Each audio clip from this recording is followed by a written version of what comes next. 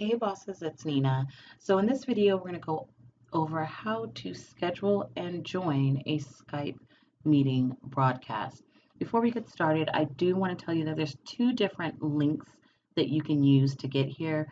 There's broadcast.skype.com and then there's portal.broadcast.com, I believe. I'll put the actual links in the description below. The other thing I want to point out is that this only works if your admin has enabled this feature. So let me make this full screen, and as I'm doing that, oh, I didn't mean to do that. Let me go back.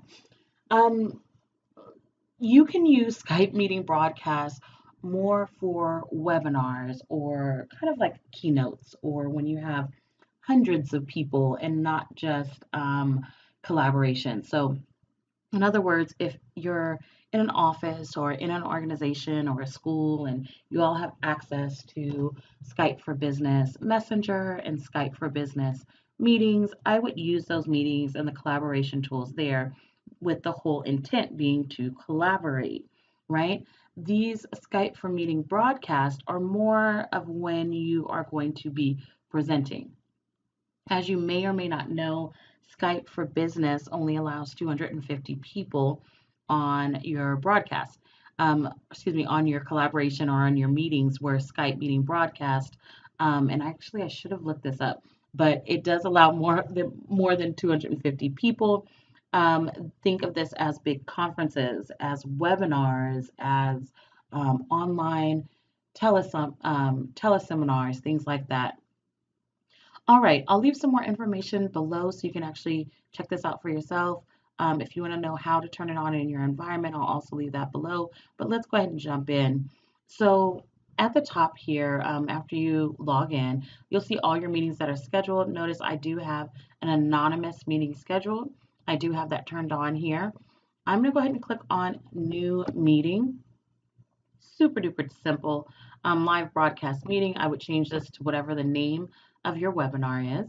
And then, of course, the date. We'll just leave it with February and we'll change it to the 10th, right? And the start time and then duration. One thing I don't care for is you can't really change the duration. It goes up to 4 hours, so keep that in mind. But it's 1 hour, 2 hour. You know, what if I wanted to do 90 minutes? Okay, moving on. Under your event team, this is for people who will be co-hosting or moderating your meeting. So they'll have the same access as you will have on the meeting. So you would just invite their them via email.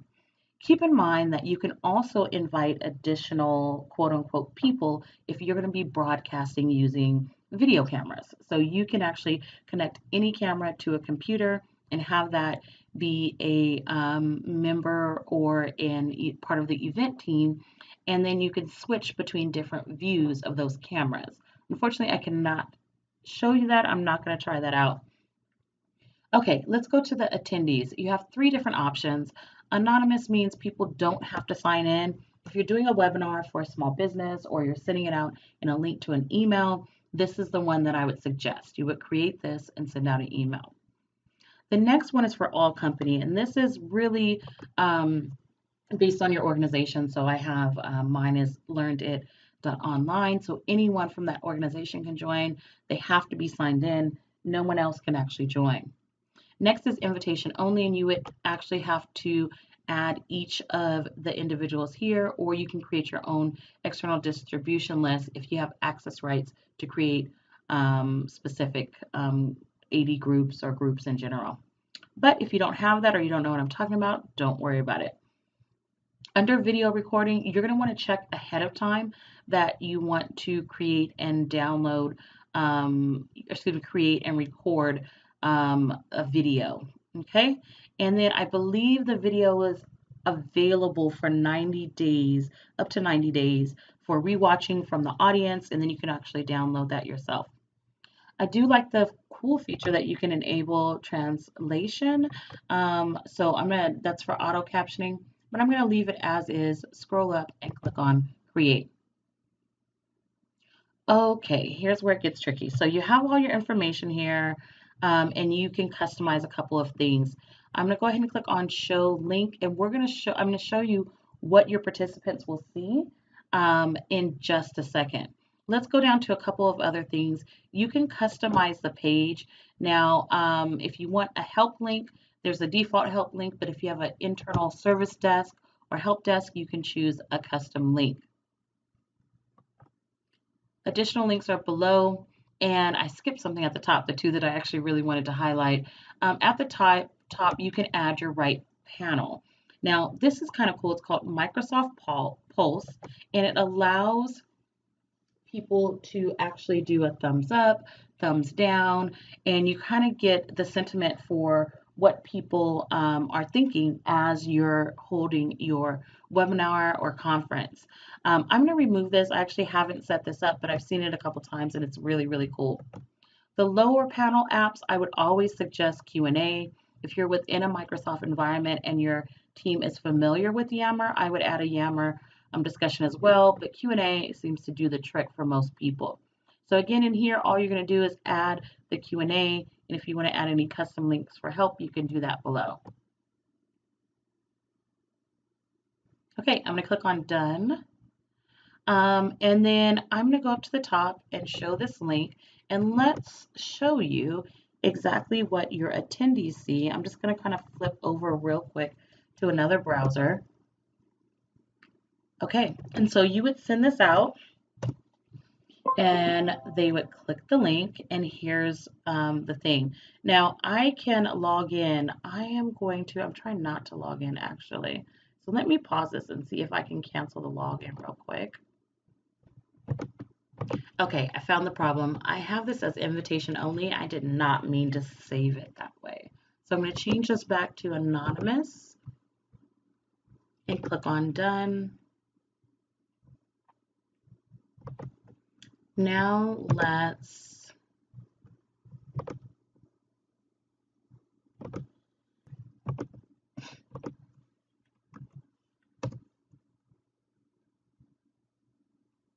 okay, perfect.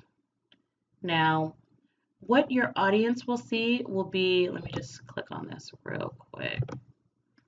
Sorry. Your audience is going to get two different options. And so the first option is going to be the join the event.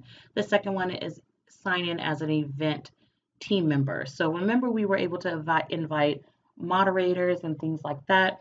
That's who you would actually have sign in as a team member. But the average person would just click on join the event. And once it starts, you'll jump in. If you've uploaded anything ahead of time, they'll see that. Again, there's the Q&A, so they can actually start the Q&A now. But basically, that's how you actually create and have your audience join. A couple of things. If you have Skype for Business installed locally, if you are actually signed in, so let's see how this works for me. If you're signed in and you join as the event team member, it should prompt you to log in. And then after you log in, and this one, since I'm already logged in, it won't prompt me, but it will open Skype for Business. And then what you're going to do is run through your meeting as normal. Let's just wait for it to pop up here. Slowly but surely. If you haven't seen my other videos, I do have videos on an overview of Skype for Business, over a tutorial, a full tutorial, I think it's about 20 minutes on how to run a Skype meeting and some other Skype-based businesses.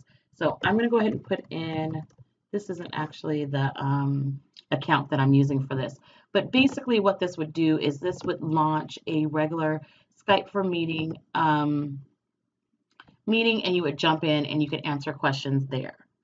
If you have any additional questions about Skype for Business, go ahead and let me know below. I have a ton of videos on Skype and Microsoft coming out. Go ahead and check out some of these other videos that I have on your screen. Ciao for now.